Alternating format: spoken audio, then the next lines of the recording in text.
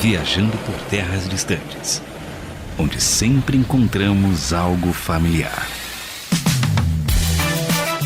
Eu sou o André Castilho e na minha infância sonhei em ser astronauta. Depois que eu fiquei sabendo como um astronauta vive e todos os problemas que podem acontecer, principalmente com a saúde dele, dei graças a Deus que foi só no sonho. Foi só por isso que você não virou astronauta? Né, foi só por isso. Foi só porque eu me toquei. Você tava no processo seletivo. Opa, ia pra NASA. Ia lá pra NASA. Ia fazer travesseiro. Ia subir com Elon Musk. Fazer travesseiro da NASA. Ré em foguete. Ia comer cremes, né, em pasta, né, lá no espaço. Então, né? isso que é o zoado, cara. Parece que o astronauta lá, o Marcos Pontes, tem problema até hoje lá de saúde e tal, todo arrebentado. Eu nunca imaginei.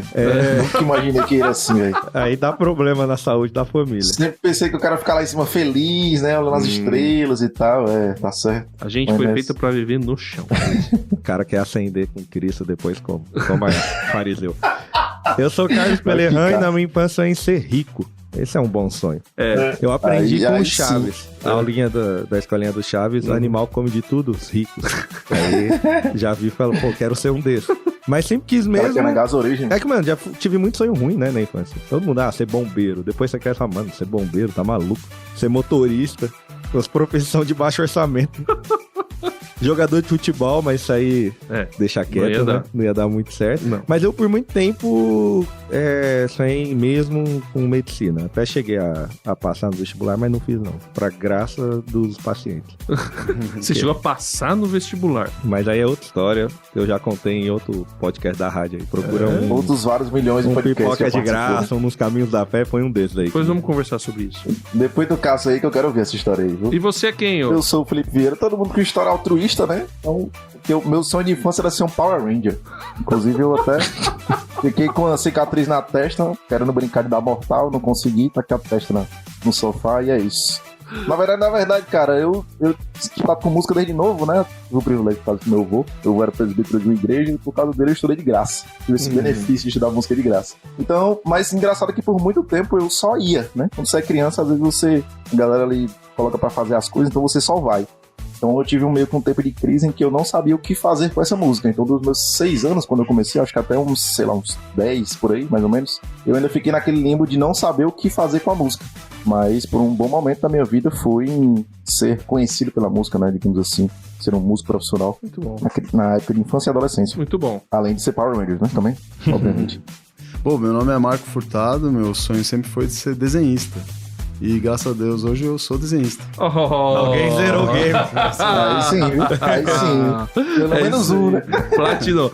Existe muito adulto frustrado, seja por não ter conseguido alcançar seu sonho de infância ou por ter alcançado e descoberto que era melhor ter ficado só no sonho. Mas tem muita gente que realmente gosta do que faz e quando fala sobre seu trabalho, deixa outros com bastante inveja. Hoje vamos falar com um profissional dos videogames e descobrir se para ele trabalhar com isso é o sonho que virou realidade ou o fim de um hobby amado. Acabou a diversão. Vamos descobrir isso, né, Marco?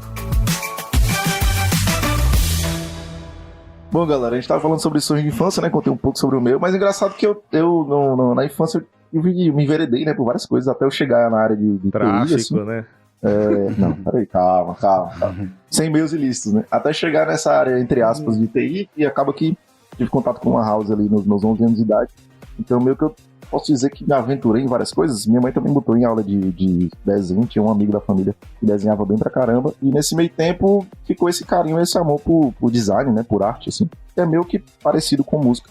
Mas só depois, né? Depois de vários anos, tô com 30, com uns 25, 23 pra 25, eu comecei a fazer algumas besteirinhas ali em Photoshop e tudo mais. Minha tia pagou, na época, o curso da SOS Computadores, né? Curso de informática. Microlinks.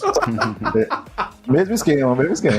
E aí eu me apaixonei por essa parte de front-end, essa parte de design. Hoje eu atuo como design gráfico, né? Mas sempre dou uma olhada em essas coisas relacionadas a games.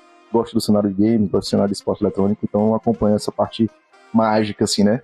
Da fatia do bolo, onde tem muito dinheiro envolvido, que a galera nem sonha, né? Seu capitalista, safado. Cara, jogar videogame não se passou pela minha cabeça na infância, porque, enfim, eu era aquele nerdola que tinha aquele jogo de puzzle, sabe? como passar as argolinhas de uma torre pra outra. Com a sem Play. a maior ficar em cima da menor. O cara jogava com a Play, meu. Jogando bola, que eu acho que a galera chama de pelada, que a gente chama de racha. Racha. Ou travinha. Rachão, o famoso rachão. Travinha, Vamos bater o racha, senão vamos jogar travinha. Jogar bola na rua. Uhum. Então, sempre joguei muito dessas brincadeiras assim, de rua, né? Então, depois da minha adolescência, foi que eu tive contatos, assim, próximos, de gostar, de amar, de gastar dinheiro, né, em locadora e tal. Mas no início não, até porque videogame mesmo, eu só vim ganhar um, que era do meu tio mais velho, que passou pro outro tio, que depois sobrou pra mim. Que era o do Sonic, que a gente contou em outros episódios, né? O Master System 3 lá. Mas é isso, em resumo, sonhos de infância, console, né? Parabenizar, né? Primeira vez você não vem com uma história triste, né? É verdade. Não, porque quando eu tinha 5 anos, eu andava 12 km pra chegar na locadora. Foi através da... sempre a mais bonita. Talvez creia do meu primo, que eu conheci e tal. O projeto social do Cafu que me alcançou. Começa a inventar a história aí pra falar. Recreio é vida, viu, cara?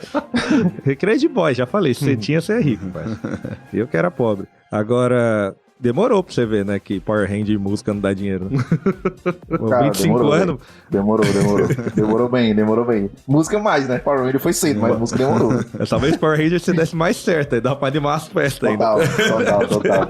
Depois da carreira do furacão lá, né, velho? Tá certo de herói, né? Você saiu antes da hora, né? Se tivesse ficado mais 2 aninhos, você tava remexendo.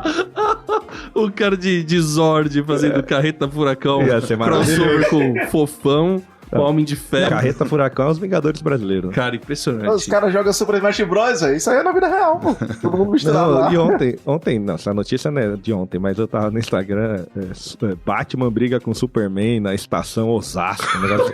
Aí você vê a reportagem e tá os caras saindo na mão. Aí o Superman não, o Spider-Man. Aí o Homem-Aranha dá uma surra do Batman e prende ele. Eu falei, isso aqui é maravilhoso, só Brasil.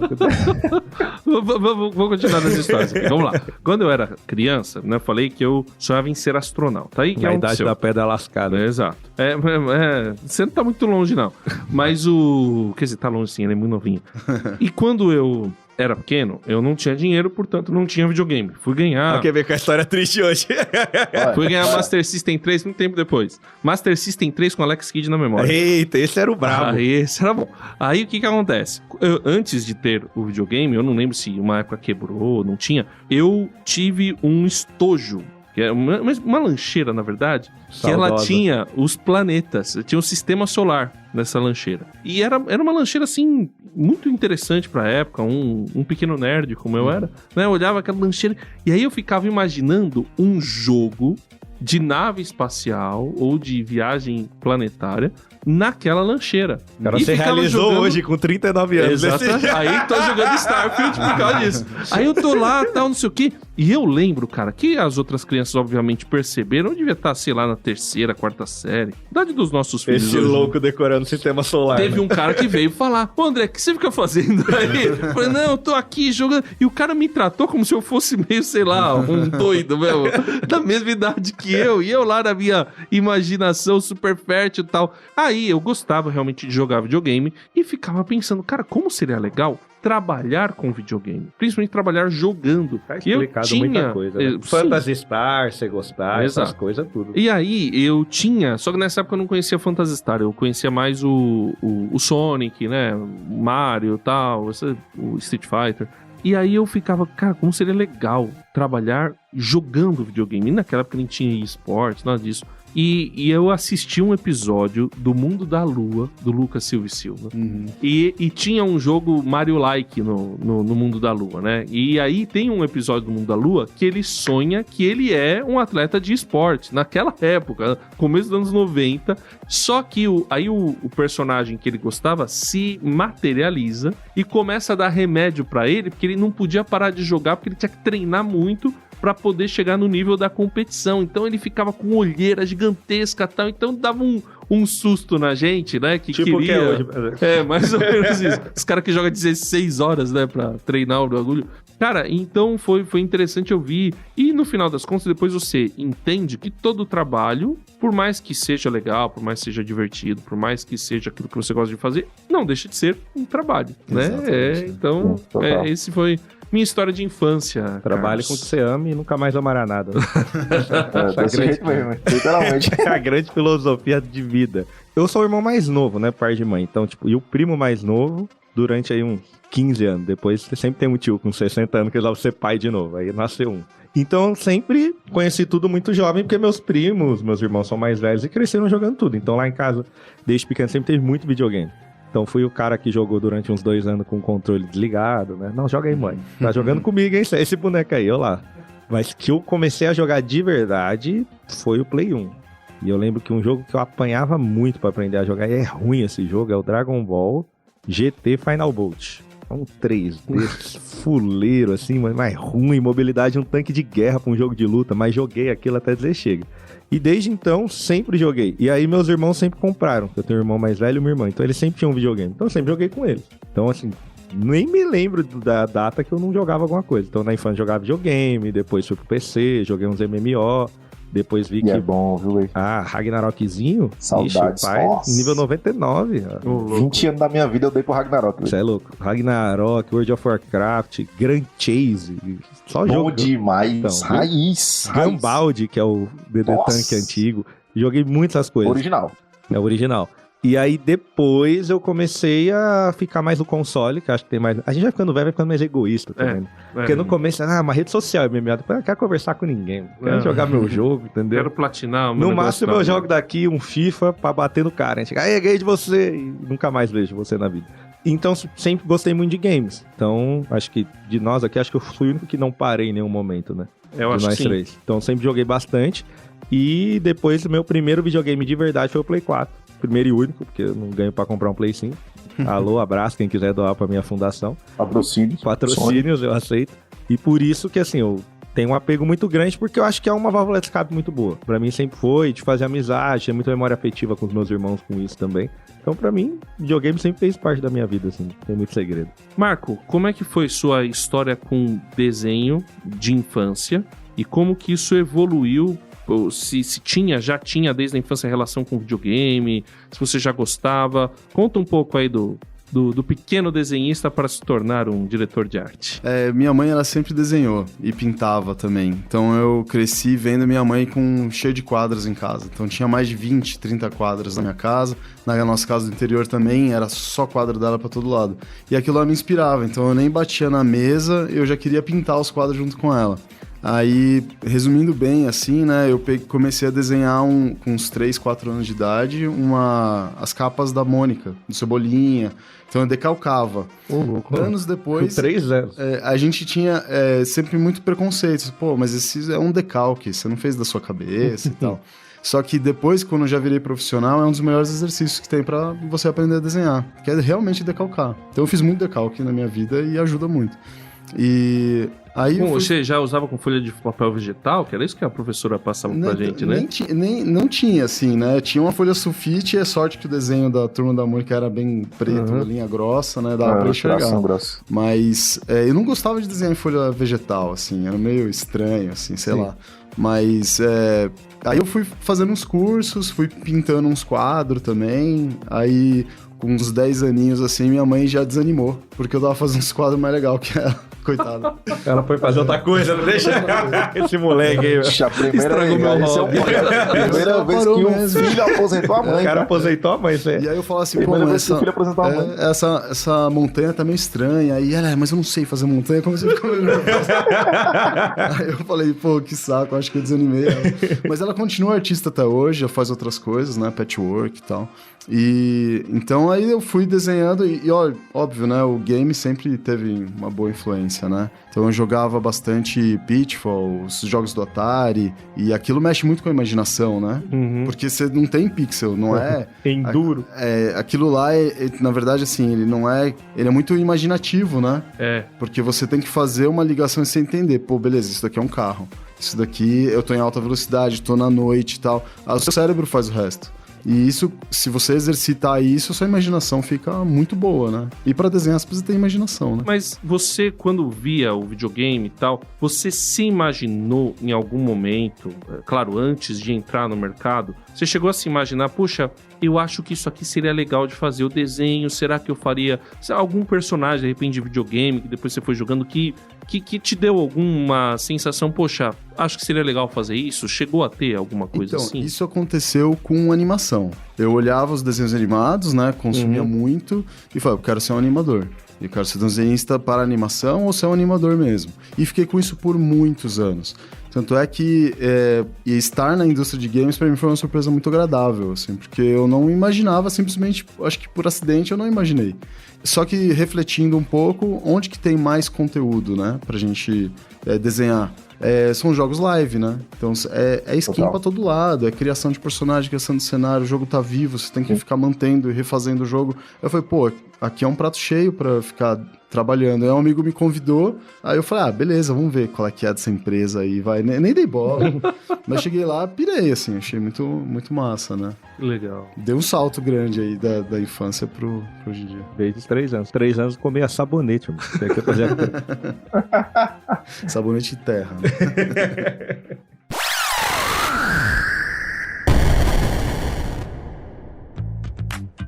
Bom, como que eu conheci o Marco? É uma história muito boa, cara, porque a gente tava no colégio onde os nossos filhos estudam. Não vou fazer propaganda do colégio aqui, não. Mas seja bem objetivo nessa. Beleza, pode deixar. A gente ia dar uma palestra. Fui convidado para dar uma palestra sobre a minha profissão e o Marco também sobre a profissão dele. Os nossos filhos estudam no Objetivo. A filha dele tá no 5º ano, né? O meu filho tá no 4º. Era para as crianças se interessar pela profissão, os pais que estavam empolgados lá. Aí o que acontece? Antes de começar, estavam os 3... tinha uma outra que é nutricionista. Então, eu, na área de comunicação, o Marco desenho games, né? E ela, nutricionista. E a gente antes começou a conversar. E aí ela ficou perguntando pra mim, o que você faz, tal? E aí a gente falando, de repente a gente encontrou uma coisa em comum, né? Não só no gosto pelo videogame, mas também até na relação da fé, né? E aí a gente foi, e aí assisti a palestra dele, ele assistiu a minha, e aí a gente ficou... Não assistimos direito da nutricionista porque a gente ficou trocando ideia. E a gente ficou conversando e convidei, então, o Marco pra vir conversar com a gente aqui no Viajando, pra gente poder conhecer um pouquinho mais sobre o profissional de game por dentro. E uma coisa que é legal, teve um amigo meu que fez design de games, o Guilherme Goulart, que a gente já até trouxe aqui, hoje trabalha com jogos de tabuleiro, e só que ele foi pra São Francisco, e ele foi fazer um curso, inicialmente, que era o de programação de games. E aí ele descobriu que ele odiou, ele não gostava, porque é programação, né, cara? É Matrix, assim, né? Que é exatas, aí o cara descobriu, é exatas. E aí, aliás, quando a gente vai falar, daqui a pouco a gente vai falar um pouquinho da história dos videogames, e aí até tem umas coisas interessantes pra falar que envolve isso, né? Que a gente vê a arte, mas não entende como a salsicha é feita, né? Como que a coisa é. E aí, depois o Guilherme foi fazer o design de personagens, né? O design de game, que aí ele falou, agora me encontrei, porque é a parte artística. E é justamente onde você trabalha, né? Na parte artística. Então, conta um pouquinho sobre a sua profissão. O que é um diretor de arte ou alguém que trabalha na parte artística da indústria de games, né? De um estúdio de game. Falam, e aí cada um, eu sei que talvez eles que gostam também muito de videogame podem ter as perguntas deles, aí podem ir fazendo. Beleza. Então, o diretor de arte, geralmente a gente pega um jogo que ele tá cru. Então ele tem praticamente o código no primeiro estágio visual dele. Então são caixas, são gray box, né? São pequenas informações pra você saber onde tá o que, as coisas, né? Aí beleza, faz de conta que o jogo ele é de plataforma, ou ele é um tipo MMO, é um pouco mais de cima, e aí você vê a interação dos elementos, e aí a gente começa a fazer uma pesquisa de mercado, uma sensibilidade ali, o que pode dar certo? A gente vai fazer uma aposta mais arriscada, uma aposta mais safe, quanto que a gente tem de verba disponível, qual é o tempo da produção, quais são as expectativas. Dependendo de tudo isso, começa ali um trabalho que pode ser muito simples, pode ser muito complexo, né? E aí eu começo a pensar, depois de uma certa pesquisa, ver jogos semelhantes, e vê o que pode ser que dê certo, começa a fazer alguns desenhos. E a gente chama de tela diretora ou hero frame, que você pega uma tela principal do jogo, onde a gente vai ficar mais tempo lá jogando, e faço uma simulação. Falo, pô, tá aqui uma versão medieval fantástica. Ah, tá aqui uma versão contemporânea ou uma versão cyberpunk, e vê o que a galera gosta. A galera curtiu mais, desenvolve mais e bota pra teste. Então a gente faz umas lojas falsas e as pessoas clicam, por exemplo, num anúncio, vai para uma loja falsa que parece da Apple Store, parece da Google Store, e aí vê quem que clica lá para poder entrar. E depois a gente deixa a pessoa no vácuo, né? Mas pelo menos ela já viu que a gente viu que a maior quantidade de clique tá em tal área. Isso nos ajuda, mas a gente tem muito gut feelings lá. A gente fala assim, pô, beleza, o resultado é esse, mas a gente tá pirando nessa ideia aqui, a gente vai nessa. E isso é uma coisa que eu acho legal da empresa. Ela deixa a gente ter essas decisões, né? E por aí vai. Tem algum gênero em si que dá mais trabalho ou não é bem por aí? Porque pelo Easy Life tem vários tipos de jogos que vocês fazem. Tem alguns que você fala, pô, esse tipo de jogo dá um trampo. Eu acho que tem jogos assim com mais quantidade de personagens, geralmente dá bastante trabalho. Mais personagens ao mesmo tempo, aí você tem um trabalho técnico muito grande. Eu acho que esse tipo de... e coisas mais realistas, né? Acaba tendo muitos detalhes. É mais fácil você ir para jogos mais estilizados, né? E simplificados. Porém, precisa saber estilizar. Então você tem existe todo por exemplo, vou fazer um desenho animado infantil. É difícil pra caramba. Você conseguir fazer com uma boa qualidade, resumir bem, estilizar bem o que é a vida real e ser palatável, né? Você tem que deixar fácil de mastigar pro usuário. Não pode perder muito tempo olhando e tentando entender que aquilo é um carrinho de salva-vidas. Por exemplo, a gente sempre optou, isso é uma curiosidade da empresa, a gente nunca optou por coisas muito sci-fi. Porque o sci-fi você precisa explicar para ele que aquilo é um carro que vai ajudar os outros a se curar. Ou aquele personagem é um personagem que ajuda a curar os outros. Um healer. Se a gente sai um pouquinho do sci-fi, a gente coloca ele com mais características comuns à maioria das pessoas. Então a gente já corta ali o nível de complexidade ali. Né? Inteligibilidade, talvez a gente podia falar, de entender, né? Isso, o cara conseguir compreender o que é aquilo ali, né? Agora, quando você fala de um diretor de arte, eu imagino que seja um cargo que é artístico, mas que tem a ver também um pouco da gestão, né? Você tem uma equipe que trabalha com você ou é você quem executa tudo? Ou você planeja? É um eu-keep. Já tive vários momentos dentro da empresa, né? Então eu comecei lá, a gente tinha 16 artistas no total, e eu comecei para dirigir o Castle Crush. E aí começamos a desenvolver, foi legal a interação que eu tive com os donos da empresa e tal, o time executivo, e aí foi tão legal que eles falaram assim, pô, você não quer cuidar do time, não? Aí eu falei, eu topo, vambora. E aí topei o desafio, consegui ajudar a crescer o time, a montar o departamento, criar novos departamentos, subdepartamentos dentro da arte. Por exemplo, a gente não tinha um departamento de VFX. Então, contratamos uma equipe, aí montamos uma estrutura de departamento. E isso com todas as outras áreas, né? E foi de 16 para 70 artistas. Então, na minha gestão, eu acabei entregando essa gestão para um novo chefe, que foi um cara que veio da Riot. Olha. E ele ajudou a fazer o revamp do League of Legends. Então eu falei, eu quero ter esse chefe. Por favor, né? Eu quero conhecer esse cara, pô. E eu já tinha ido em palestras dele e tal, eu pirei, assim, achei o cara super legal. E ele trouxe caras que eu sou fã, assim. Eu conheci, por exemplo, o diretor de arte do Team Fortress 2, que o Team Fortress 2 marcou, assim. Jogão, hein? Jogão. E a arte era absurda pra época e ainda é boa até hoje. nem envelheceu o jogo, assim, sabe? Ela é base pra vários jogos hoje de FPS. Pô, e aí a gente conheceu o cara, e conhecemos vários outros, caras absurdos, assim. Então foi uma área muito boa, não tinha como eu falar não. E eu aprendi muito com ele, né? Aí ele durou pouco tempo na empresa, uns 2 anos. Depois veio um cara que tava trabalhando no Candy Crush por muitos anos. Então foi uma outra expertise. Aí foi um outro chefe que a gente tava muito afim de ter também. Então esse cara veio, agregou demais, saiu da empresa também. Hoje a gente não tem essa liderança, ela tá descentralizada. Eu faço parte da liderança da arte com um time, somos acho que em 5, 6 mais ou menos, e aí tem todo um time abaixo da gente e tal, então tá... E temos vários jogos, né? Sim. Vocês trabalham em vários jogos ao mesmo tempo ou vocês se focam em um projeto? Hoje eu tô com 2, não fazendo especificamente direção. Eu vou começar a fazer direção agora.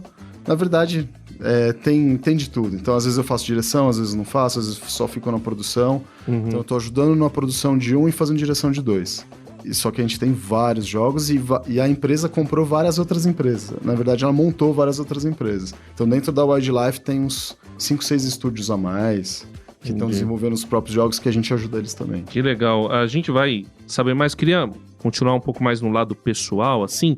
Você, pessoalmente, quando você começou... Porque você chegou a trabalhar no mercado publicitário antes, né? Sim. Como é que foi essa transição? Como é que é essa diferença para você de sair de algo que você tem que vender um produto a trabalhar num produto, sim, né? Sim. Com arte, né? Porque eu imagino assim, um artista, por exemplo, um músico. O músico sonha em ser compositor, né? Ou em tocar, né? Uma banda de rock, por exemplo, né, Felipe?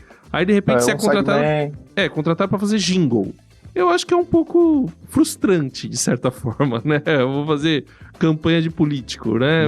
Ok, vou usar a arte, vou ganhar meu dinheiro e tal, mas eu queria compor algo, fazer algo mais autoral. Eu imagino que deva ser uma sensação similar quem trabalha no mercado publicitário com a parte artística. Como que foi você sair disso? Realmente essa minha impressão tá certa, não tá? Pra ir pra uma indústria de games onde talvez você tenha mais oportunidade de ser autoral. Como é que foi isso daí?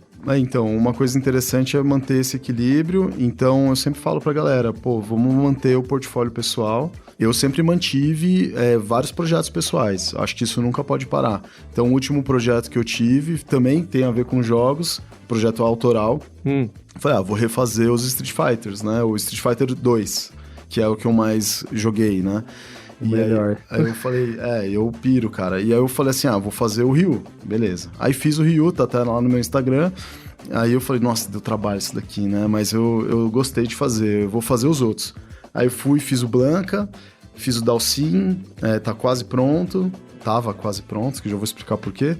E desenhei todos os outros. E ficou muito legal. Ficou uma pegada, assim, que me deu muito orgulho. Nisso, fazendo todos os outros trabalhos em si que eu tenho. Mas, por exemplo, desenho o dia inteiro no trabalho, chego em casa e desenho pra relaxar. Desenhar de novo. Descansa carregando pedra, né, cara? E aí, por exemplo, o que eu tinha comentado é que eu acabei perdendo esse HD. Então só sobrou o Ryu, que tá eu tenho que fazer os outros, tô criando coragem pra retomar, assim, mas ficou. O cara olha a foto do Instagram e chora, né? É o Wolverine, né? Deitado na cama. Ô, saudade. Mas isso é interessante na profissão do desenhista, né? Do artista. Hoje vocês ainda usam papel ou já estão fazendo tudo diretamente no computador com aquela... Porque usa caneta com a tela, né? Como é que tá hoje?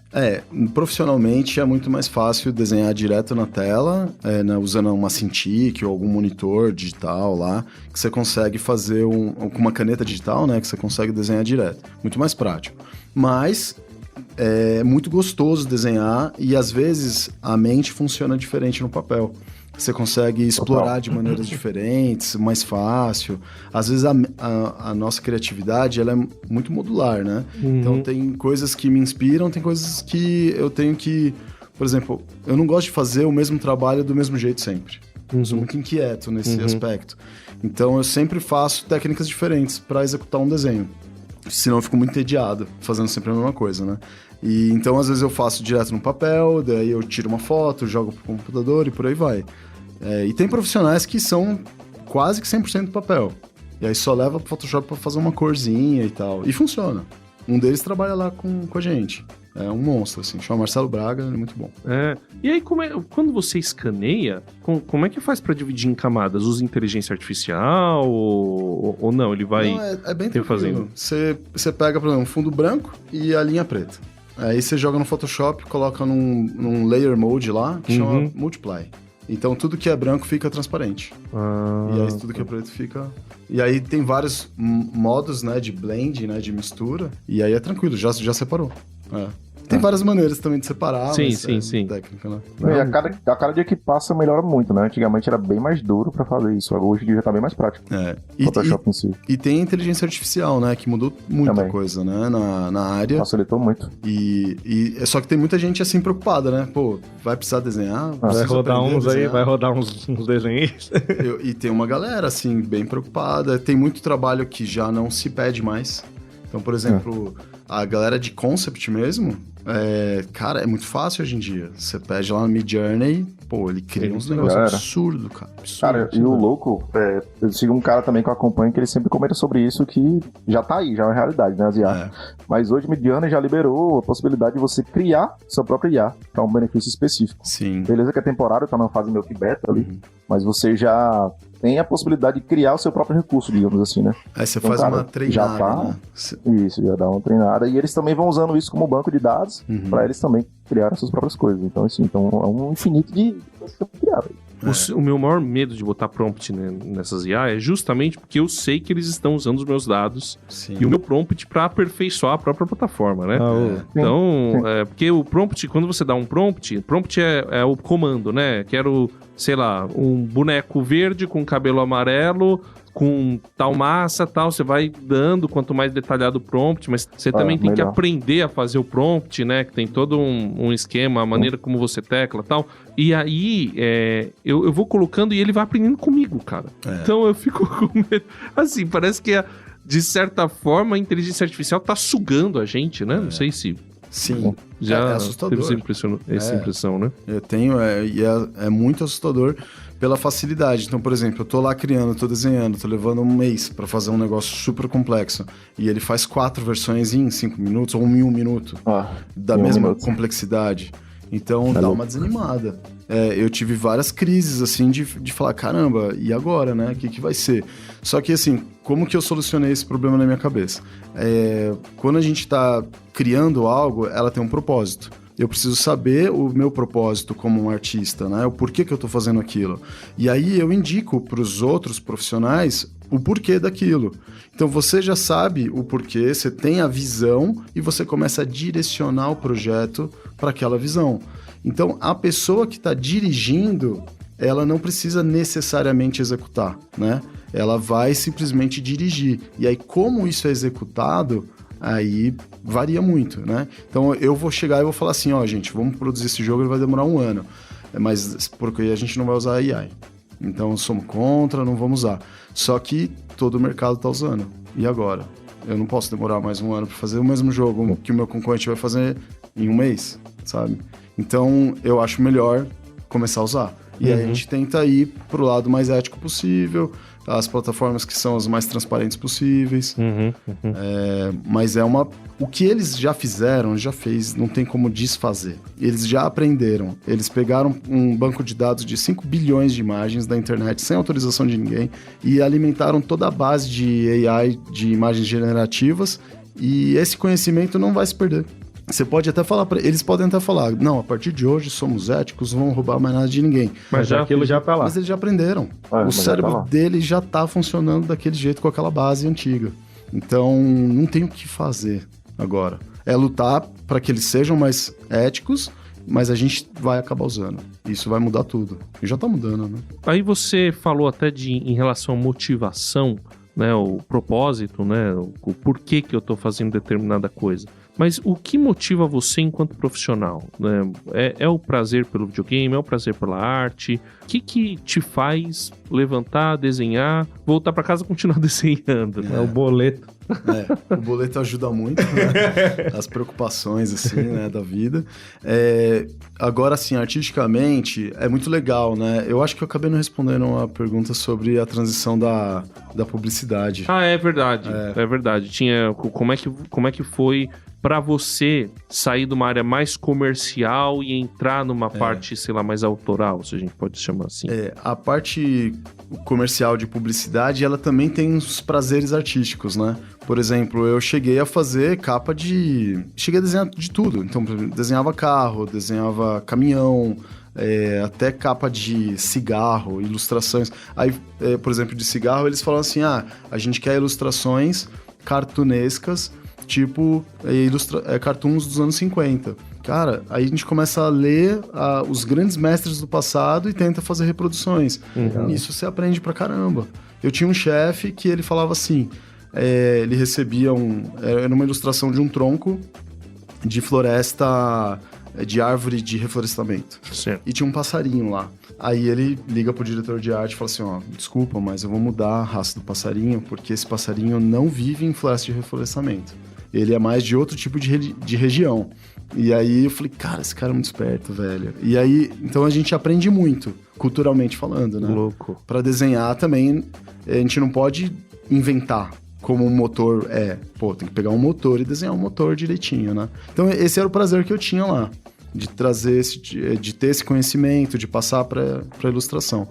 Então não era tão ruim assim, sabe? Era meio que vendas, mas beleza. Pra games, é uma história até que semelhante, porque não deixa de ser um produto, né? Não é o jogo do sonho que você tá fazendo ali, que fala, nossa, agora eu vou pôr tudo que eu quero nesse jogo, né?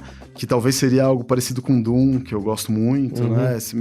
Sempre foi da minha infância. Demônio. Eu gosto desse, né? Eu falo até pra mim, esse jogo é horrível. Não, ele tá matando um monte de demônios. Exato. Constantine. Diablo. Vou destruir o inferno. Então aí eu comecei a ver a coisa como um business também, né? Então, beleza.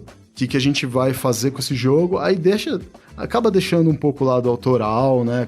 A gente tenta colocar, né? Pô, vai ser maneiro se o personagem for assim. Umas assinaturas sua ali no meio, né? Tem, cara. No Suspects eu fiz vários espalhadinhos, assim, aqui e ali. Meu nome das minhas filhas. Só os easter egg. Pausa aí, seu nome tá aqui no meio da salada do lanche lá. A gente sempre faz esse tipo de brincadeira, assim, né? Bom, a gente sabe que todos nós aqui temos a nossa fé, né? Como é que você encaixa a sua motivação com a sua fé, como se a sua fé tem alguma coisa a ver com aquilo que te move enquanto artista? Hoje eu acho que eu sou mais consciente, né? Dessa parte espiritual, assim. Com o evento da pandemia, eu consegui me aprofundar mais, né? Acho que foi... Deus acabou abrindo essas portas, assim, de entrar na internet e conhecer diversas palestras diferentes, né, de outros pastores e tal, e isso acabou me interessando muito mais. E aí eu fui me tornando um pouco mais consciente, mas os valores cristãos, eles estão muito no trato do dia a dia, né? Então, por exemplo, eu não quero trazer uma pessoa, independente da base da pessoa, de onde ela veio, mas eu não quero que ela venha aqui tratar mal os outros. Eu não quero um cara no meu time que vai humilhar alguém. E tem uma curiosidade, assim, que teve um cara que ele era chefe de um departamento que eu montei lá, não vou falar muito, né? Tudo bem. Senão vai que chega dele. Vai chegar. Então melhor deixar quieto. Aí ele fazia uma coisa diferente, assim, ele era muito legal, mas ele era tipo um paizão. E ele fazia com que todo mundo falasse assim, não, deixa que eu faço, vem na minha, deixa eu mostrar pra vocês como que é. E era uma coisa que se você tá distraído, você fala, pô, que da hora. Só que, ao mesmo tempo, eu percebi, ele tá abafando o time, não tá legal. Ele não tá deixando o time brilhar, o time por conta própria. Ele era tão legal que ele tava só protegendo a galera e a galera tava muito insegura, eles não estavam dando o máximo de si. E numa das conversas que eu tive com ele, eu vi que ele era extremamente inseguro e estava falando por eles. Aí, conversa vai, conversa vem, achei melhor tirar o cara da empresa. E todo mundo levou um choque. O pessoal chorou e tal. O cara é um paizão, né? O cara é um paizão. Mas o que aconteceu? No dia seguinte, de manhãzinha, eu cheguei super cedo, eles já estavam lá, todos empolgados, depois do choro todo e tal, mas eles estavam assim, e aí, o que a gente vai fazer e tal? Foi a melhor época desse time, assim, que trouxe os melhores resultados. Então, assim, foi uma coisa que eu acredito que possa ter sido Deus, né? Porque sempre é, né? Mas era uma preocupação que eu tinha de dar o melhor pro time, de dar as melhores ferramentas. E esse cara, acho que estava abafando muito. Que louco isso que você falou, porque até pensando em termos de liderança, assim, né? Porque às vezes, eu imagino assim, talvez esse cara não deva ter feito isso conscientemente, né? Pode ser, né? Às vezes o cara faz, se é um manipulador, né? Maligno, mas eu imagino que tem gente que não faz isso conscientemente. Você teve uma percepção, a gente chama até de discernimento, né? Pra poder entender o que estava acontecendo ali. E aí você aplicou o seu método que dá mais liberdade. Como que a gente pode liderar uma equipe para tirar o melhor do nosso time? Como que você faz isso? Eu quero tirar o melhor do meu time aqui. E aí você mencionou, o cara tava com um paizão, mas ele tava diminuindo a produtividade da galera. Sim. Como que você faz para aumentar? Eu sempre penso em dar um desafio que a pessoa tem 50% de chance de fracassar. Então, porque aí ela se sente desafiada, motivada e ao mesmo tempo, se ela conseguir executar, ela vai ficar muito feliz. Se ela errar, já existia essa chance, né? Então você vê que assim, ela errou, mas foi tentando. Massa, não vai ter ônus nenhum. Vambora pro próximo desafio, sabe? Agora, você vê que a pessoa teve um mau comportamento e desprezou ali essa oportunidade, aí é outra conversa, né? Mas o desafio tem que ser um desafio real, né? A chance mesmo da pessoa fracassar tem que existir. E caramba!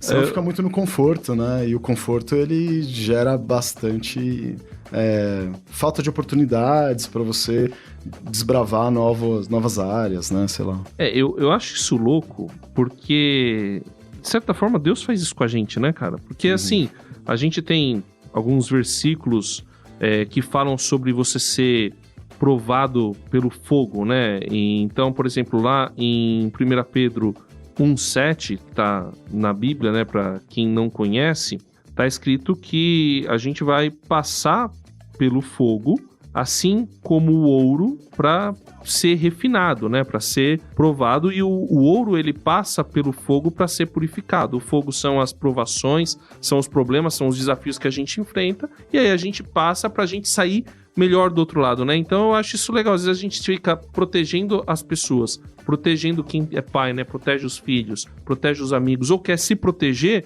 mas às vezes é justamente passando pelo momento difícil que você vai sair melhor do outro lado, né? Eu também acho. Bem profundo.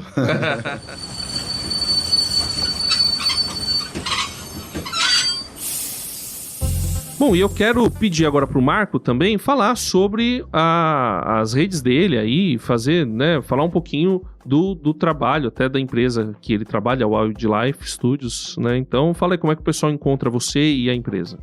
Bom, quem quiser ver mais do meu trabalho é Marco P. Furtado, ou @Marco P. Furtado no Instagram, é onde eu mais tô por lá, né? Marco P. Furtado. Isso. Beleza. E da Wildlife tem o site, é wildlifestudios.com. Vale a pena dar uma olhada nos jogos que a gente tem, vale a pena ver as vagas, né, que tem por lá. No próprio LinkedIn também da empresa, acho que é um lugar bom para trocar ideia com o pessoal. E a gente tá crescendo, né? Então a empresa sempre tem alguma vaga por aí, né? Muito bom. Acho que é isso, assim. Valeu. Lembrando vocês que as nossas redes sociais é @nacontramãortm no YouTube, no Instagram, e também temos o e-mail, viajando por terras distantes, @gmail.com. E por enquanto não temos o X, né? Não sei se volta, não volta, mas fica a luta aí pra vocês. A gente tá nesse episódio muito especial com o Marcos Furtado, falando de alguns games, inclusive eu jogo alguns e tenho gastado meu salário nisso, então melhor que gastar com o jogo do Tigrinho, mas eu tenho me divertido.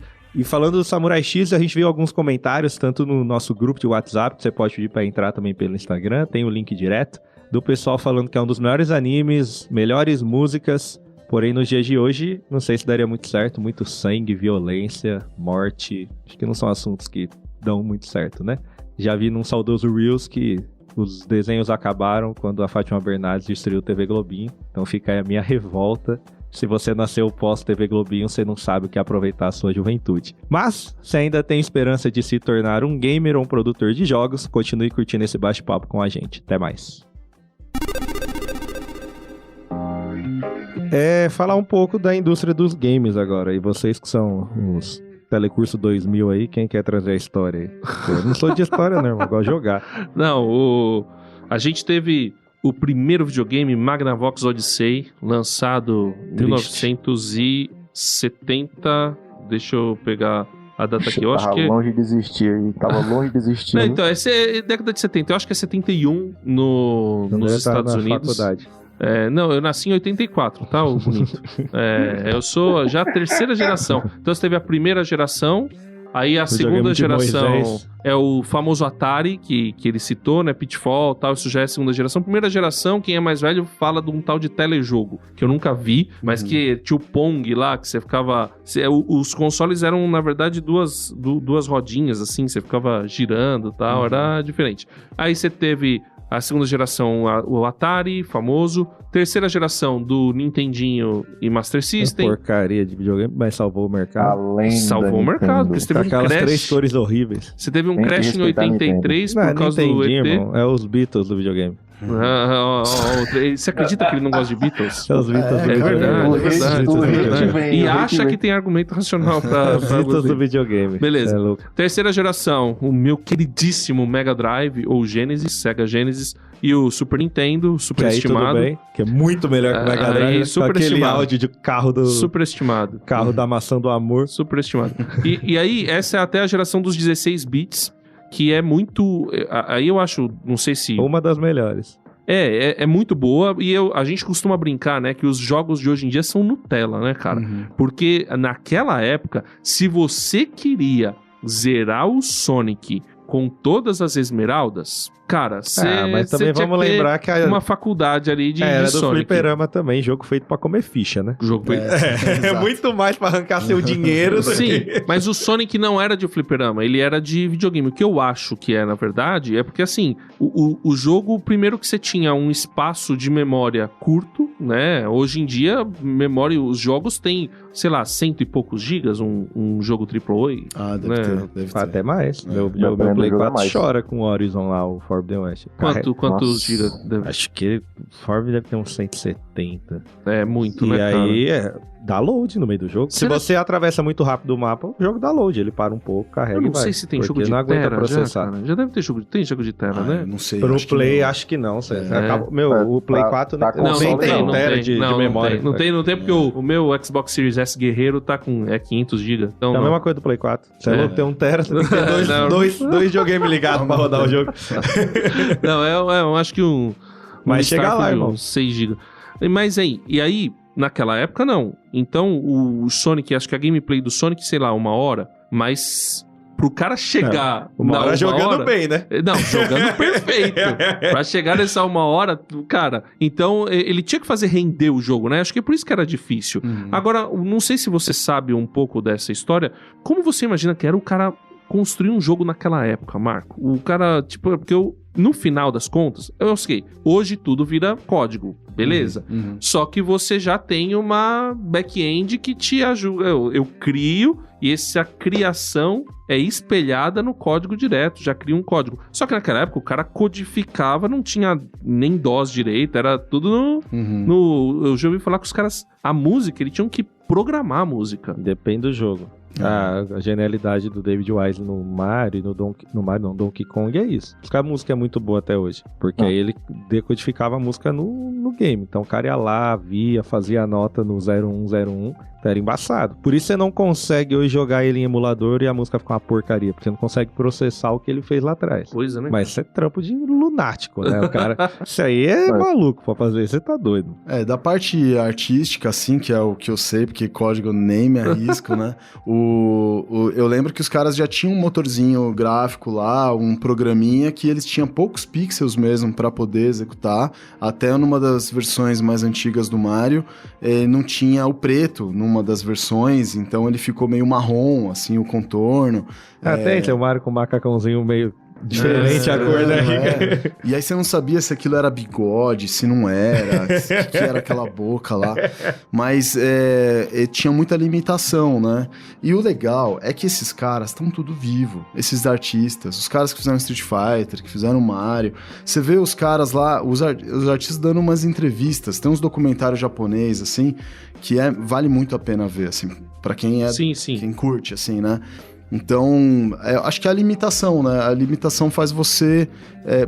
É bom ter limitação. Então, uma das coisas que mais ajuda você a ser criativo é você criar ali uma caixa, né? Tem limite, né? Precisa. Porque senão você fica viajando muito fácil para lugares intermináveis, né?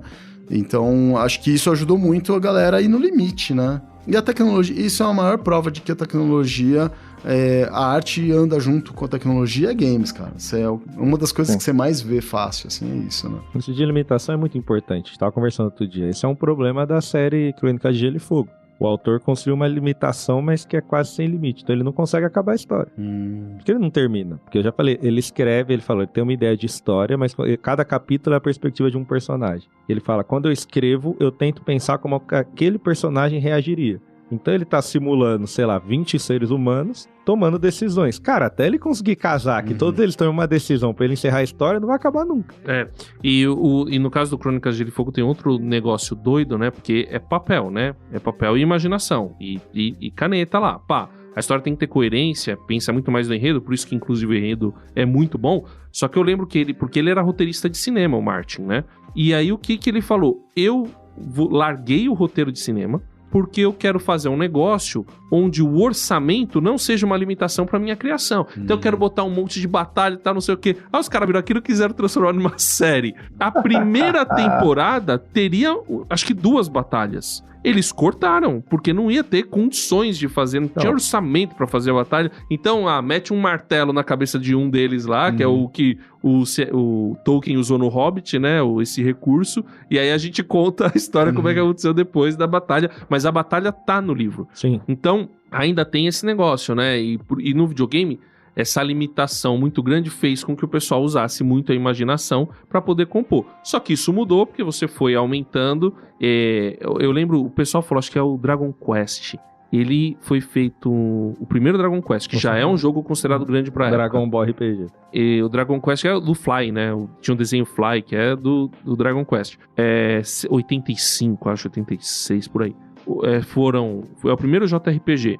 Acho que 6 meses, 4 ou 5 meses, um negócio assim.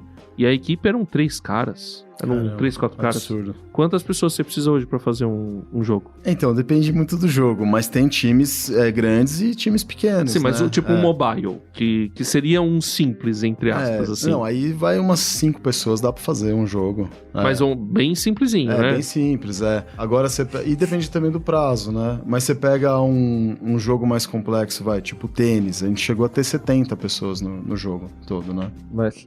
E qual é a frustração também que às vezes rola da recepção do jogo? Porque eu tô jogando muito Horizon, porque eu tava falando pro André que vai sair da Plus e eu não vou comprar ele. Então eu quero zerar antes de perder.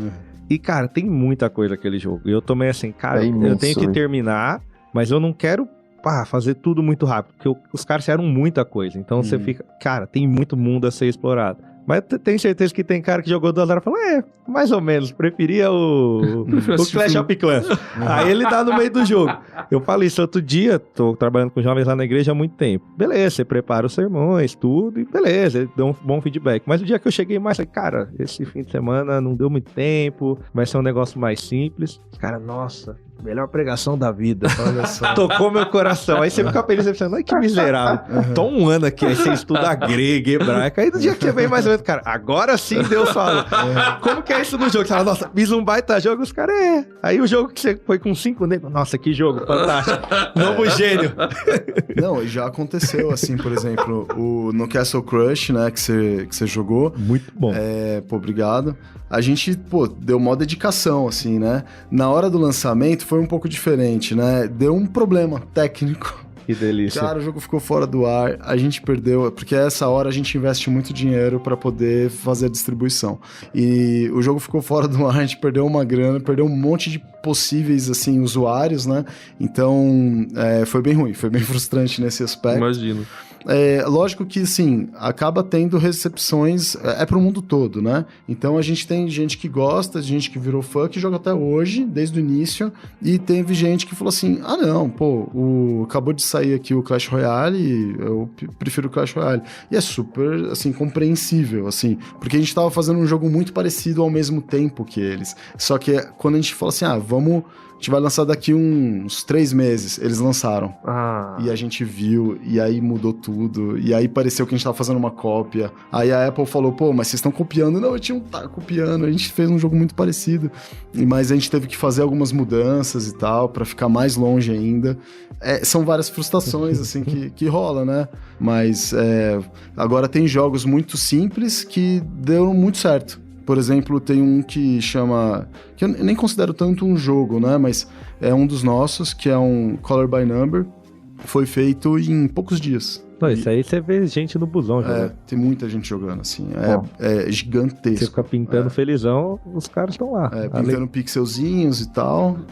Eu já vi esse. Meu filho gostava desse daí. Cara... E saiu assim, ó. A gente fez em uma semana, o jogo já tava pronto, já tava no ar. Eu fiz as primeiras imagens do jogo, até hoje elas são bem pintadas, né? O pessoal pinta bastante. Chega em casa, tá sua avó jogando, uma coisa boa aqui. Mas já vi no trem a galera jogando. Só que eu torço pra ser um jogo que a gente fez, né? Claro. Mas geralmente, que nem quando a gente foi lá na palestra, Sim. A galera comentou, né? Falou assim, não, mas eu prefiro o outro lá do concorrente. Eu falei, não, tá super justo, né? Tranquilo. Ia ser legal se fosse nosso. Mas é compreensível também. O cara chega no trem, sabe quem fez esse jogo? Isso aqui, ó. Iniciativa Mad Life, né? Que é a iniciativa Mad Life. Não, teve essa história, eu tava acompanhando o Vitor Sá, a história dele muito boa, que ele falou, foi pagar alguma conta em algum lugar, e era por Pix. E aí ele é famoso, né? A moça falou, posso tirar uma foto? Ele, claro. Aí ele foi do lado dela e tirou uma foto. Aí ela falou, do Pix, moço. Muito bom. Aí você fala, claro. Aí fala, aí você sai do lugar com uma cara de otário. Fala, claro, moço, eu te mando a foto do Pix aqui. Muito bom. O cara acha que tá famoso, né? Mas, ó, a gente... umas coisas aqui só pra gente falar um pouco da indústria dos videogames. A gente não vai contar a história inteira, mas o fato é que a indústria saiu de um lugar que era bem menor e até hoje o pessoal, quando vai a pixel art, meio que emula como era antigamente, 5 pessoas em poucos meses, tal, não sei o quê, até uns jogos que são mais caros que filmes, né? Então você tem, sei lá, citando um Elden Ring da vida, né? Eu lembro o Starfield, que é um jogo que eu jogo, o jogo lançou, pra manutenção do jogo tinha 400 pessoas dedicadas. Quer dizer, imagina o desenvolvimento, né? Deve ser um caos. O Triple, até isso o pessoal acha que é uma das causas da crise que o pessoal tem vivido. Acho que o Marco até pode falar um pouco disso depois. Mas o fato é que se a gente colocasse eu sei que tem uma coisa que são os gêneros dos jogos, mas tem as modalidades de jogos. E a gente tem até a divisão de mercado. Você trabalha com... A Wildlife trabalha principalmente com mobile, certo? Exato. Quantos por cento do mercado é mobile? É uns 55. 55% é jogo de celular. É maior do que os AAAs aí, né? PC... Pode ter AAA em celular também, né? Mas PC e console, ela é maior do que os dois juntos. Né? Então, o PC, quantos por cento? Você sabe, mais ou menos? Eu acho que fica entre 20, mais ou menos, né? E aí o console? Um pouco mais. E... Deve ser, vai dar quase... coisa, né? Quase 30. Vai dar uns 28, 20. E aí sobra um pouquinho pra VR, né? Que o VR eu acho que foi legal porque a Meta conseguiu trazer bem. Popularizou com pra ProQuest 2, né? Principalmente. Foi bem. E aí eu acho bem maneiro. Tem uma empresa aqui em São Paulo, chama Árvore, que ela só faz jogos VR. Tem uns amigos lá. Só que assim, é esse pedacinho, né? Você tá apostando muito no futuro dessa tecnologia, né? Hoje a indústria de jogos, deixa eu pegar uns números aqui que a gente tinha pra ter uma ideia, né? Eu sei já de cabeça... Blogspot. Não, eu sei de cabeça que a indústria dos games, ela é maior, pelo menos nos Estados Unidos, que a indústria da música. Sim. E eu não sei se é mais... Tem algumas indústrias que já culturais... passou cinema em alguns locais. Passou cinema em alguns locais? Eu sei que, agora pegando aqui o faturamento em 2023, hoje, não sei se você pode falar, foi 188 bilhões de dólares. Tá pouco, né?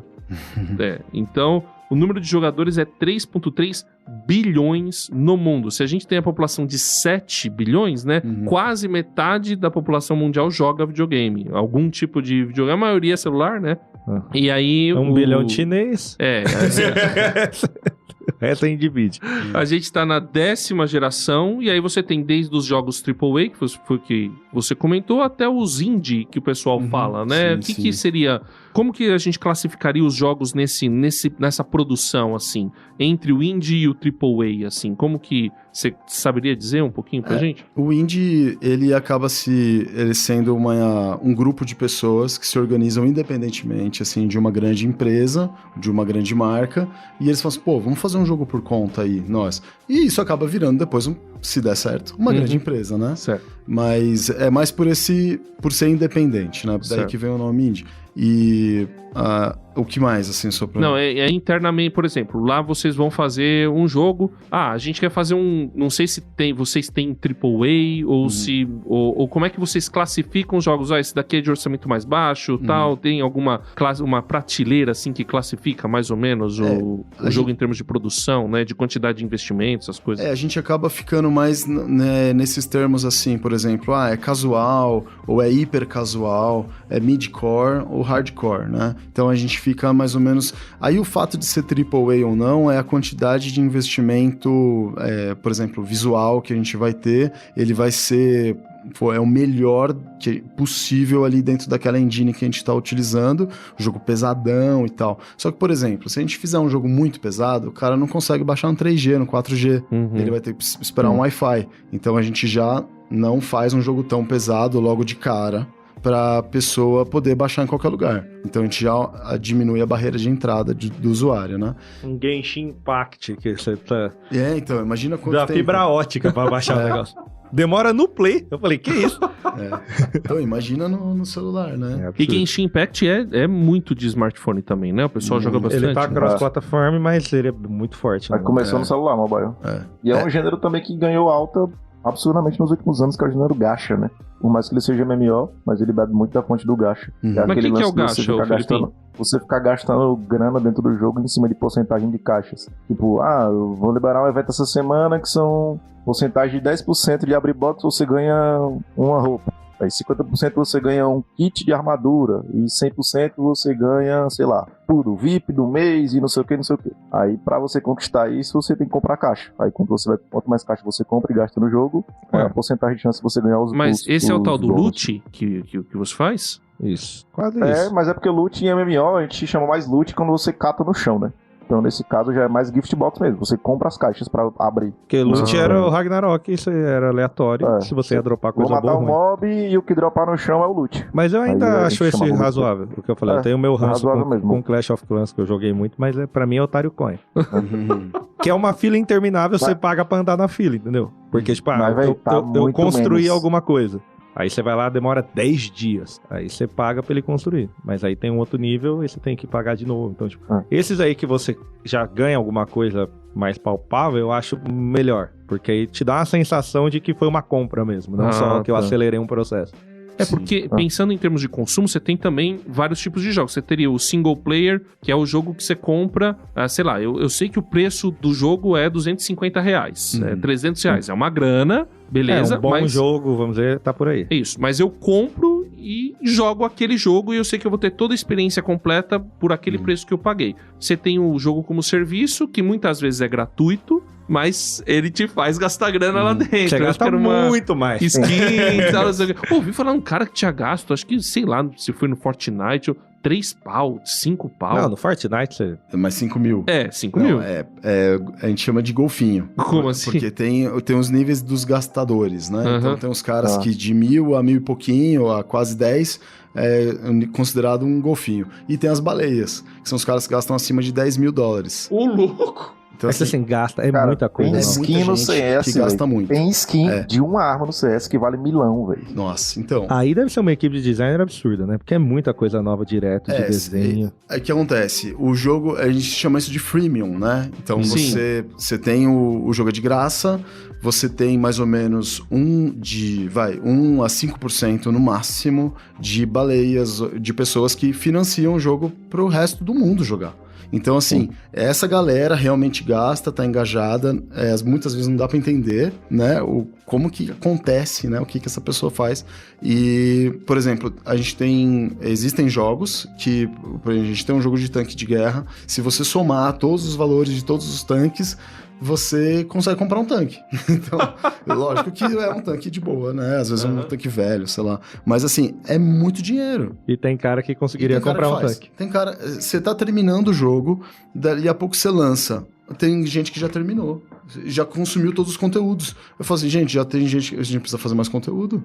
E vamos correr. E aí vai inventando coisa nova. E tanque que não acaba mais, sabe assim? Mas esse freemium seria um jogo como serviço, assim? Ou ele é uma outra categoria? Tá nessa categoria. Tá Então, por exemplo, a gente sempre deixa o jogo vivo, né? Então, ele entra na categoria de live games. Tipo, ele não zera, digamos assim. Não zera, não. Porque são partidas que são, geralmente...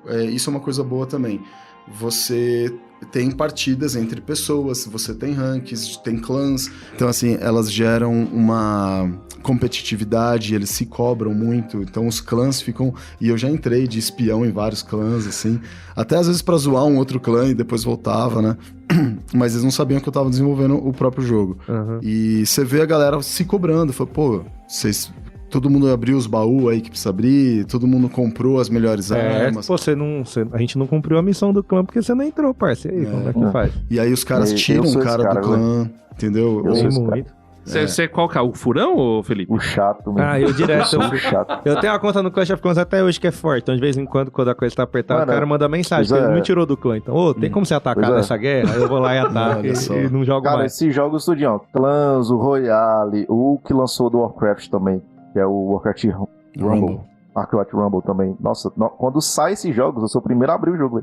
Já fico lá no pré só esperando. Pré-registro, quando chegou, instala e começa logo a grindar lá, feito maluco. Gente, era da era Ragnarok, você tinha dia que era dia de guerra. Sim, se você faltasse no dia de guerra, era pior que treta familiar por político. Como assim vocês não veem? Agora, nesse caso desses jogos aí, os freemium e tal, o que eu ouvi dizer é que normalmente o cara paga não pra ter uma vantagem competitiva no jogo, mas sim ele vai pagar cosmético, né? Skin, essas coisas até pra poder manter a paridade lá do pessoal que conta mais de habilidade. É isso mesmo? Nem sempre, né? Então tem jogos que, por exemplo, eu acho mais legal jogos que a gente vende skin por skin e acabou. Aí vira só cosmético, eu acho mais legal, né? Pessoalmente falando. Sim. Só que muitos jogos existem essas coisas que acabam sendo meio que pay to win. Então você chama o Kiko pra jogar com você.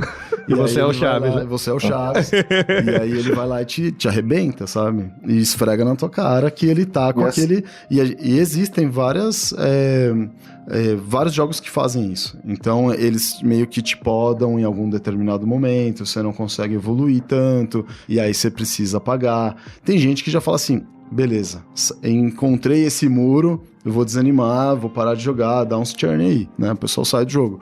Mas tem gente que fala, não, que isso, eu não vou perder o que eu tô... Então, assim, parece ruim por um lado, competitivamente eu acho ruim, tá? Certo. Mas, assim, vamos pensar como entretenimento, né? Em geral. Você vai pro cinema com a sua família e tal, você vai gastar uns 100 e poucos e vai durar 2 horas. A diversão, o passeio todo, mas come alguma coisinha, dá umas 4 horas de diversão com o rolê todo.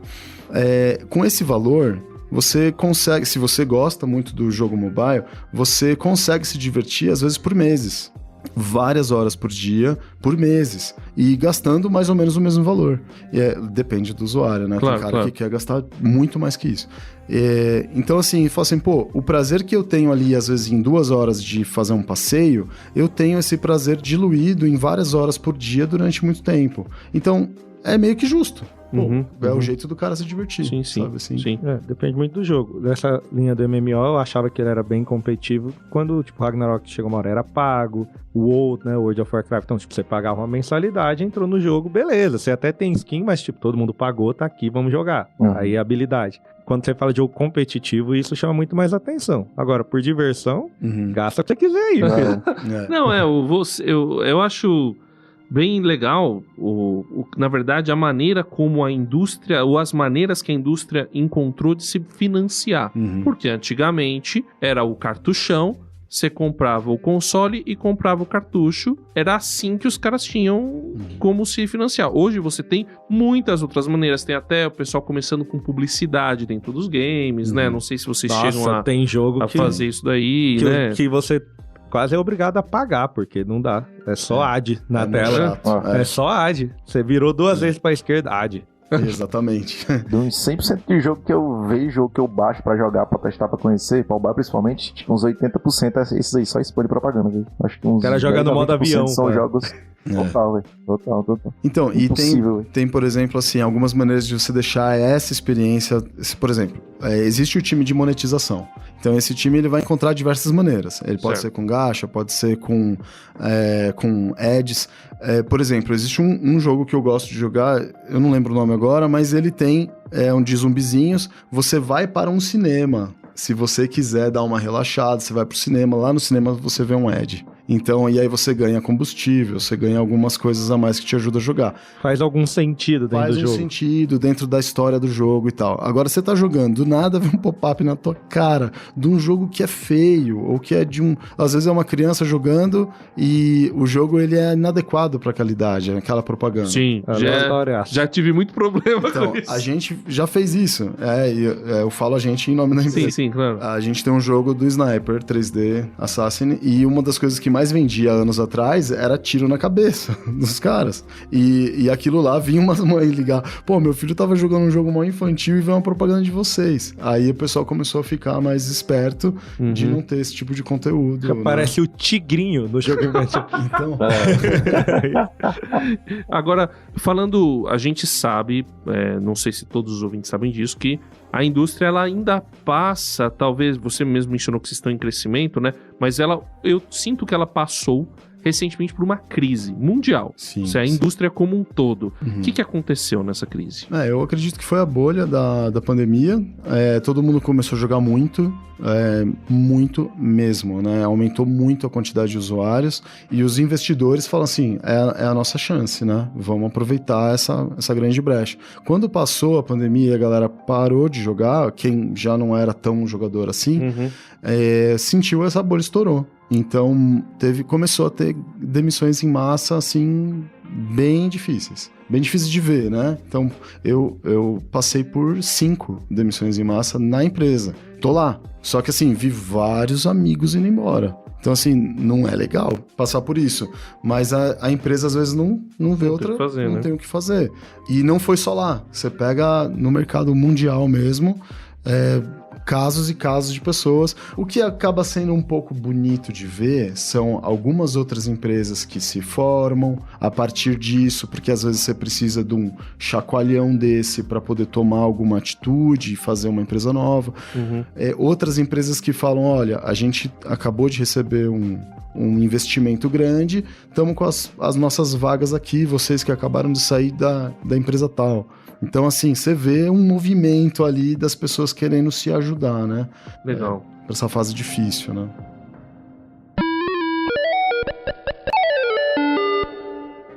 Bom, galera, a gente falou um pouquinho da história dos games, agora vamos pra parte business, né? A parte que me interessa, a parte que eu gosto muito. Tinha 3 tópicos, não, mas eu queria acrescentar 2 antes, né? Que seriam meio que esses 2 pontos que ele comentou. O primeiro seria sobre os funcionários da empresa, da MedLife, ou dessas empresas que trabalham com essa parte de criação de jogos. Porque, por exemplo, tem vários jogos na empresa que você trabalha, e normalmente o que eu vejo ou conheço, pensando aqui nível empreendedor, né? Existem empresas que contratam serviços meio terceirizados. Então, como é que funciona na sua empresa, ou na sua visão, assim, como é que tá o mercado, se todo mundo sempre é terceirizado ou se a equipe sempre é contratada pela empresa, né? Como tem várias áreas, a parte de monetização, a parte de criação, a parte de ilustração. Sim. Então eu queria entender mais ou menos como funciona essa parte. Então, a gente tem meio que a teoria, né? E que eu acho uma teoria bacana, só que a gente quebra essas regras e tal, dependendo da necessidade. Sim. Então a teoria seria o seguinte, o filézão do jogo fica com a gente, que seria a criação inicial, os primeiros passos do jogo, principalmente game design, tem que ficar interno. A monetização é uma estratégia de business, então ela tem que ser interna também, porque gera muito como a empresa lida com essas questões, é muito secreto, assim, sabe? Uhum. No bom sentido, de proteção de segredo industrial, digamos assim. Exatamente. E quando vai escalar o jogo, ele se torna live, por exemplo, já definimos todo o que vai ter no jogo de conteúdo principal. Agora a gente entrou numa fase live, onde a gente sabe que vai ter skin pra caramba. É só um exemplo. Uhum. Não necessariamente a gente precisa agora ter toda essa produção interna. Então a gente contrata um estúdio de outsourcing para fazer coisas que são muito escaláveis. Não, na teoria é isso que a gente precisa, né? Esse tá respondido, claro, não sei se alguém tem dúvidas sobre isso, né? O outro tópico seria antes da produção, né? Que a gente vai comentar sobre a produção também, mas era sobre o budget. Porque, por exemplo, fazendo um paralelo pra galera que tá ouvindo aqui, quando você vai abrir um negócio ou você vai fazer algum evento ou algo nesse sentido, existe opções fiscais, né, pra você fazer. Ou um investidor, um patrocinador, um colaborador que vai entrar com mão de obra ou dinheiro, ou, por exemplo, vou pegar o incentivo da prefeitura de um evento, um concurso X lá. Aí você manda o edital, manda a estrutura do seu projeto para fazer um evento, uma empresa, algo nesse sentido. Aí eu queria entender como é que funciona na sua empresa ou como é que funciona no mercado. Você conhece, já está na área.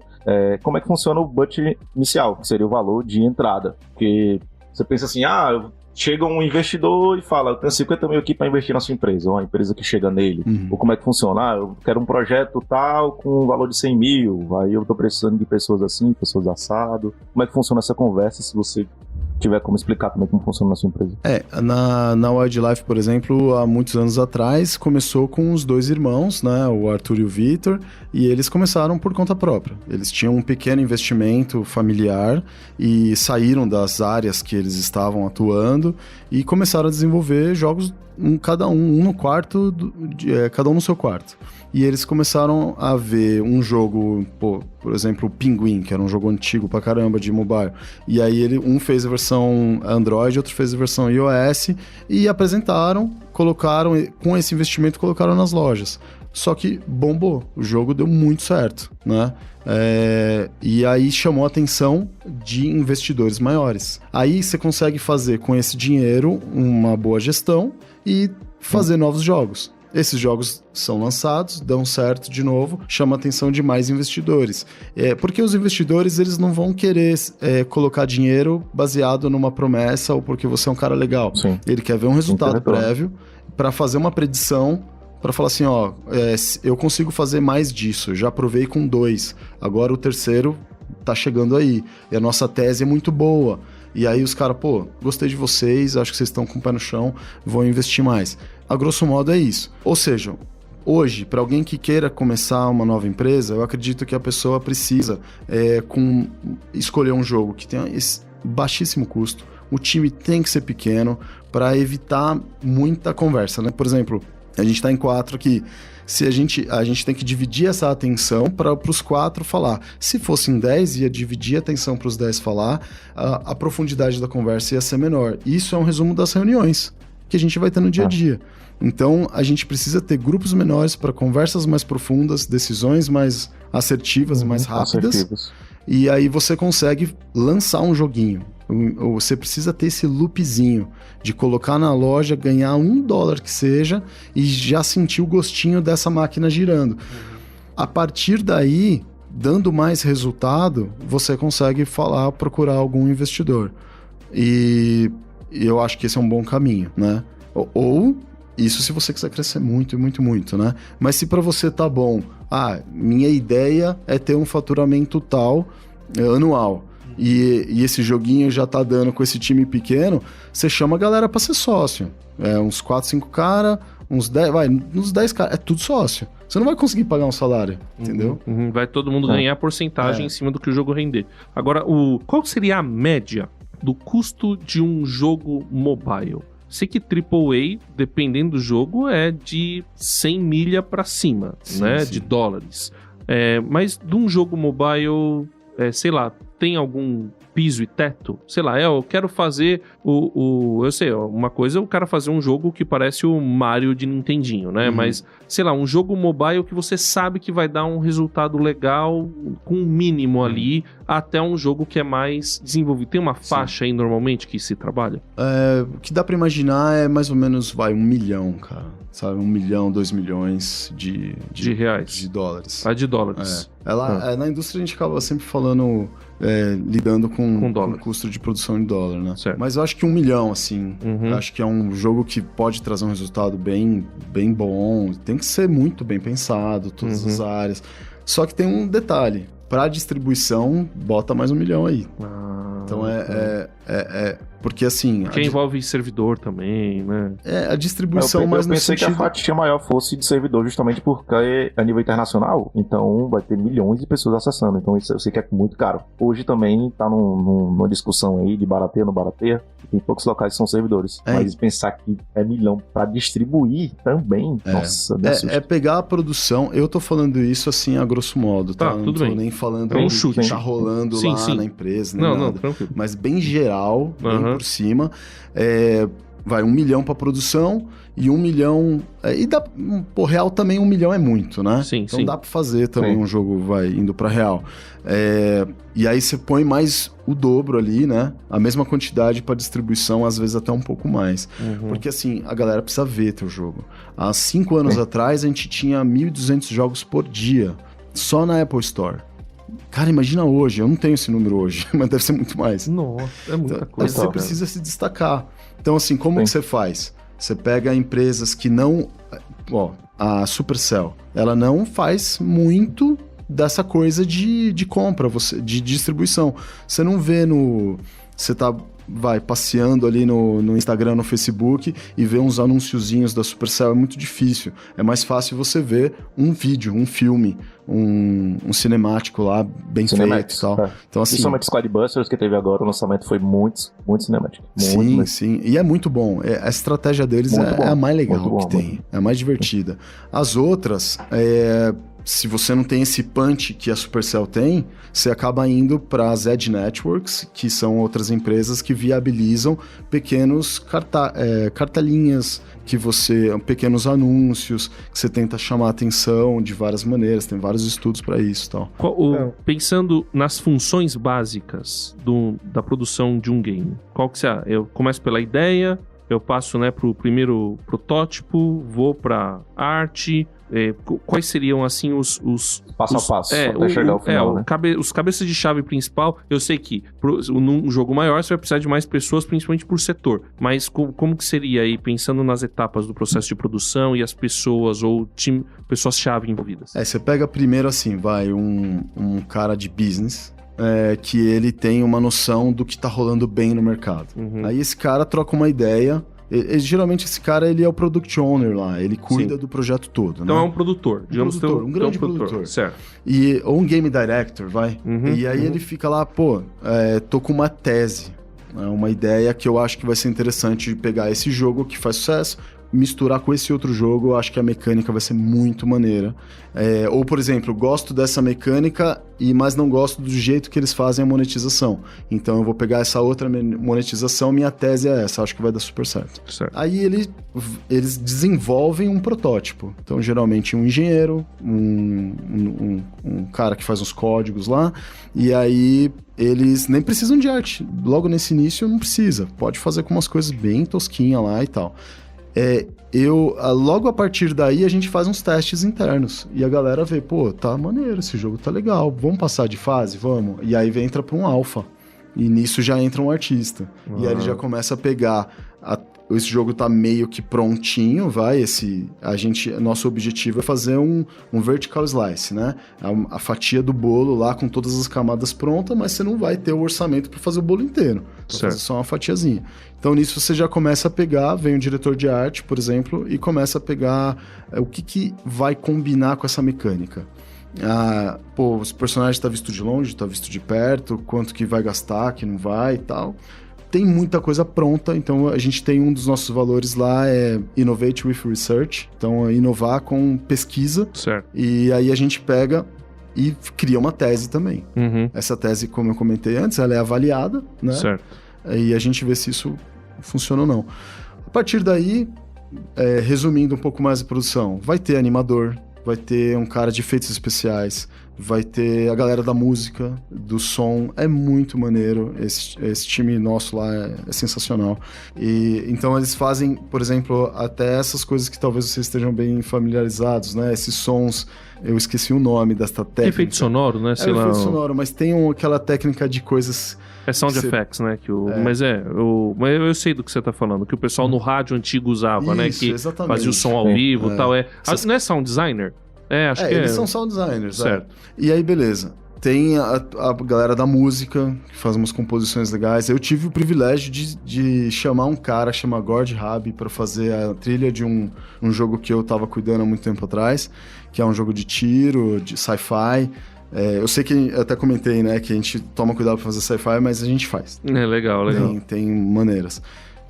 E esse cara, ele fez a trilha pro Star Wars, um dos jogos do Star Wars.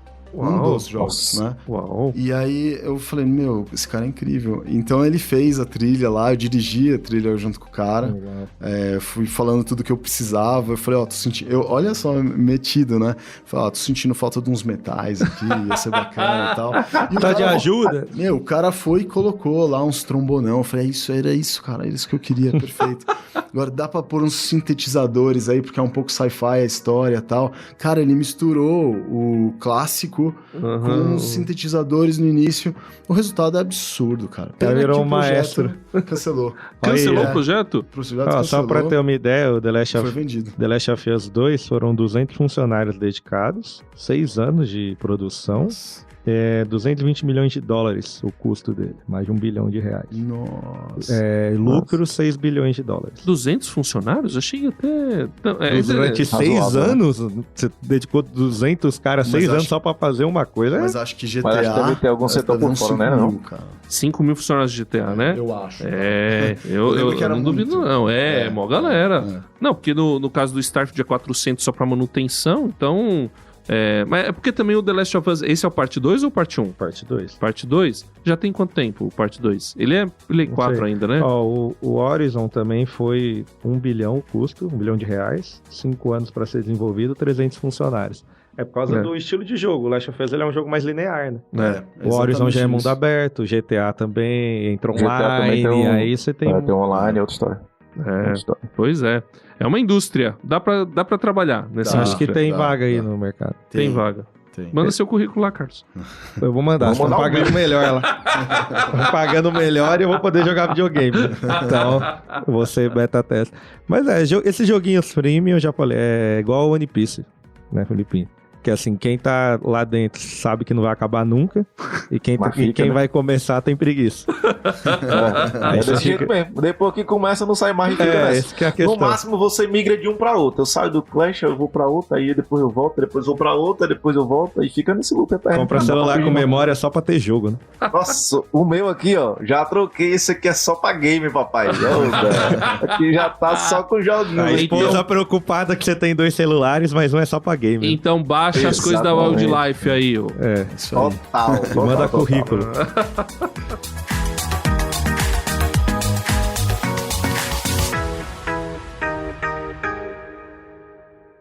Viajando por terras distantes. É uma produção transmundial.